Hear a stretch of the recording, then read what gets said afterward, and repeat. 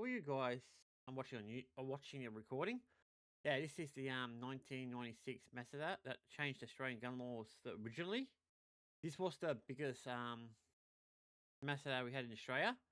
Bondi one was close, but this was actually still bigger. So it goes for about 16 minutes, so it's probably about like 10, 15, 12 minutes. We'll see how we go. Yeah. Tasmania, it's known simply as the 28th. Just mention the date and everybody knows what you're talking about. The 28th is Port Arthur. The 28th is Martin Bryant. It is the kindest euphemism Tasmanians can find for the horror of the day and the suffering ever since. Growing up in Tasmania, I remember the bushfires in the 1960s and the time our bridge was knocked down. Yeah, I remember this from the past, guys. It was a very long. I was still young when this happened. This happened, I think I was like 11. Yeah, it would have been 11 because I was born in 85. So yeah. Terrible disasters, both of them, but at least there was cause, something to understand. But a year on, there remains no meaning and no meaningful explanation for what happened last year on the 28th. I suppose the most vivid memory of beyond that day is waking up the next morning and not having anyone in the bed with me, and not having any noise in the house, and waking up wishing that whatever had happened the day before, in fact, hadn't. I think a lot of people wish that. Pain really eases it all, and people say that time heals. I don't tend to agree with that. I think the hurt's there just as strongly, and the longing to have them back is just as intense. Yeah, that would be really sad losing your whole family over it. A year has passed. I've got a good family. Events of that autumn Sunday. A year since I went home. Most of them in a way. My own not all of them. On a grief that surely didn't belong. I'm pissed off. I wanted to help out so much, I just couldn't do it. Not Tasmania. Yeah, we're not going to talk about that. I'm probably not talking about it later today. The other reporters, and just like them, I held back my tears for later.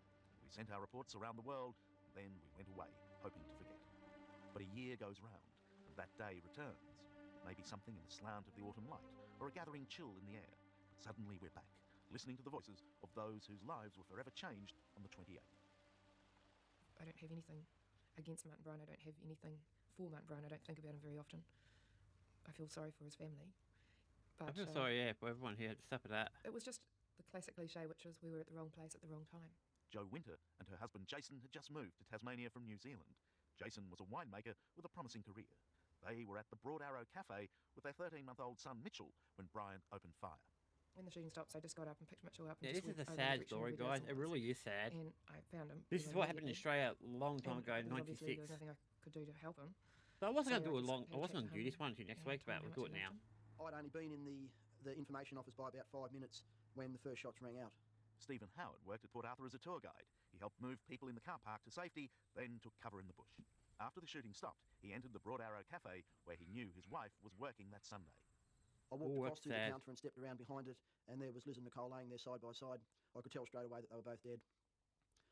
My first reactions was I wanted to pick Liz up and hold her, but straight away what came into my mind was police, photographs, fingerprints, etc., etc. Yeah, police need to do their job. Although as much as I wanted to. Then I went and got some blankets and some things and started to try and help people. But a lot of people were so incredibly past any help that I sort of gave up. And the police were great, but it took such a long time for people to respond, the ambulances and the choppers and everything. Well, of course, Port Arthur is isolated. That's why they built the penitentiary here. Any convict sentenced to Van Diemen's Land knew that in all probability he would never return. And even today, the place remains isolated. Mobile phones don't work here, and the road to Hobart is long, narrow and winding. So when Martin Bryant started to blaze away, he would have nearly 2 hours before armed police and medical teams from Hobart could arrive. Yeah, it would take a while. I arrived by helicopter when we I landed. thought they'll use helicopters, to be honest. Broad Arrow Cafe. Peter Stride That'll be is an the fastest experienced way there. paramedic, but no experience could prepare him for what he saw when he walked into the Broad Arrow Cafe. Yeah, helicopters will be the fastest And way. I just stood there and I thought, shit, this can't be true. And it seemed like an eternity that I just stood there and stared. And then I thought, oh, I better get into this. So then I started to get around to people and speak to people that were actually being looked after. And it wasn't just carnage at the Broad Arrow. There was more just along here where the buses were parked, and then up this road to the toll booth where Aileen Kingston was the attendant on duty. I saw him pull up and had a gun, and I saw Nanette fall to the ground. And I decided that at that stage that if I wanted to live, I had to do something about keeping out of sight. Bryant drove up to the toll booth and commandeered another car, shooting dead its 4 occupants. Aileen had locked herself in the toll booth toilet, expecting to be Bryant's next victim.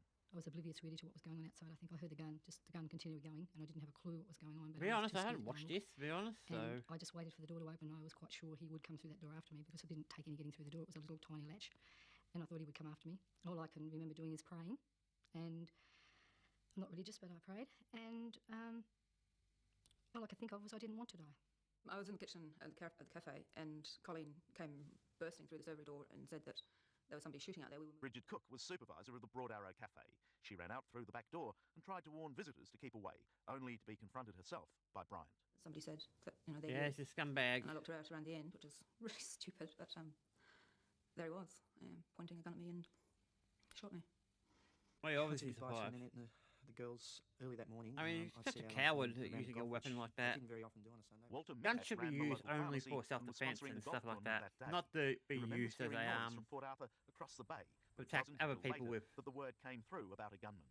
And first thing I did was ring home and not have an answer there. And straight away I must admit I had bad karma. Walter Mickak's loss came to symbolise the Port Arthur tragedy. That would be The pretty nation, sad. indeed the world, shared his agony as he left the memorial service. That's in the thing, Hobart. guys. That would be really sad. The feeling I got when I actually stood on those steps and looked down was just this incredible feeling of deja vu to my wedding day. And, and just the thought that then it actually wasn't by my side, just, I suppose, made it a fairly excruciating thought at the time.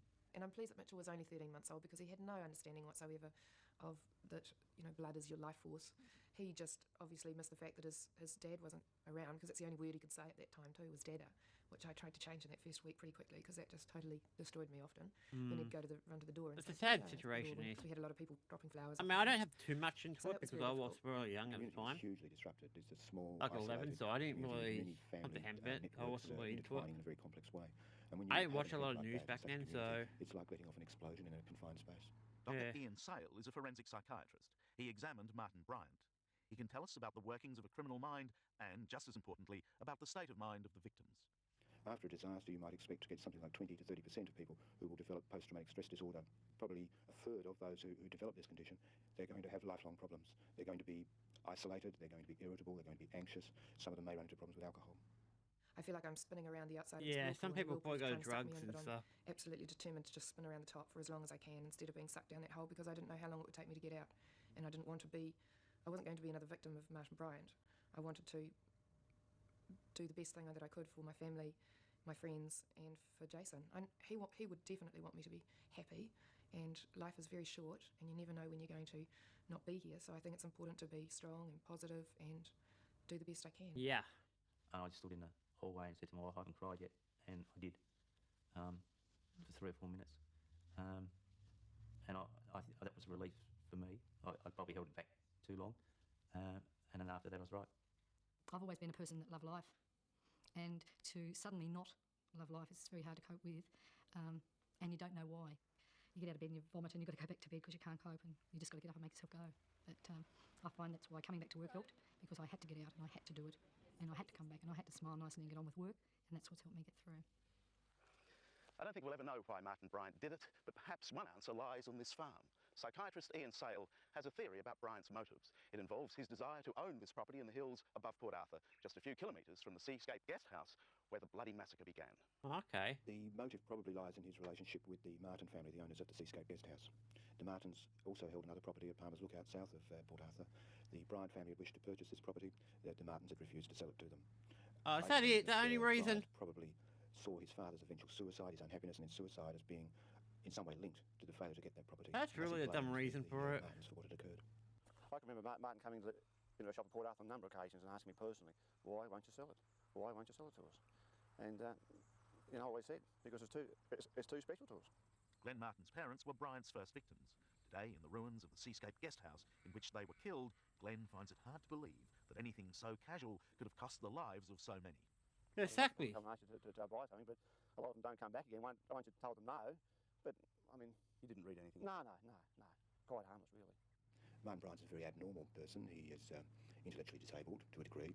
He also has a very unusual pattern of expressing his emotions. He generally giggles and snickers, whatever the circumstances. I found that when I interviewed him in the prison. And I guessed that he may well misbehave when he was in the court, and warned the Port Arthur recovery team that they should pass it around, that whatever Bryant did in court, they must not take it personally. It was nonetheless incredibly distressing to see that behaviour. Yeah, I don't really care. I don't care if he's got a mental disability, guys. I don't give a shit. They don't do this kind of stuff. Stop using mental excuses as an excuse. I mean, back then it probably would have all been a new thing, but... Pathetic human being, not without it not Especially these really days, you can't just get I using believe it. on the practical side, I'm a practical person, that he shouldn't be around. We shouldn't have to pay our money to keep a person like that. I believe that he shouldn't be here. And while he is here, I always have a fear that he may get out. And I just would rather he wasn't around. After the event, guns became the issue. But guns have always been just part of life here in rural Tasmania. Everyone had one, including some of Martin Bryant's victims. It was the week before the massacre at Port Arthur, a little over a week, that my wife was actually using an automatic weapon herself. And this was a target shooting. Guns have been in the family, her family, for as long as she knows and as long as I know, and don't believe that because of what happened we should all throw our guns on the tip. I would like to see the individual responsible for giving Bryant those weapons to share Bryant's cell, and they can debate between themselves who is the more morally culpable for what happened. It's in the nature of human beings to try I to mean, find I meaning, personally think even you in should be the most able to appalling use them for the circumstances. fence. But there really is no meaning in what happened here. A senseless act of And carnage it's definitely for committed by a deranged things like individual. service stations and shops and all that. They But should while be we able to can't carry a find meaning, weapon. what we can find is the nobility of the human spirit. That in the face of what happened here, people could still show grace and courage. And in the end of it all, in the absence of meaning, perhaps that Yeah, next this is a one pretty old consolation. video, guys, as you can probably tell. And now that I know that it's not going to go away, and I think I'll learn to manage and cope, and I've determined not to let him ruin my life. Good. He has a lot of others. The future is totally in front of me. I'm not going to be destroyed by this. I won't let it ruin my life. And you know, I've got great friends and great support, and I'm really quite okay by myself. I miss him desperately, and I'd love him back, but I will survive. Yeah, so that's a sad thing, guys. I wanted to watch this because of what happened in Bondi like a bit over a week ago. Or was it a week? No, 2 weeks ago. So yeah, I'm going to subscribe to this because I'll probably forget about it. So when was this uploaded? 7 days ago. It must be a one of those ones that was done years ago and we're just backtracking it. But yeah, this is one of those things. Like I said, I watched it because of Bondi. What happened at Bondi? Not last Sunday, but the Sunday before.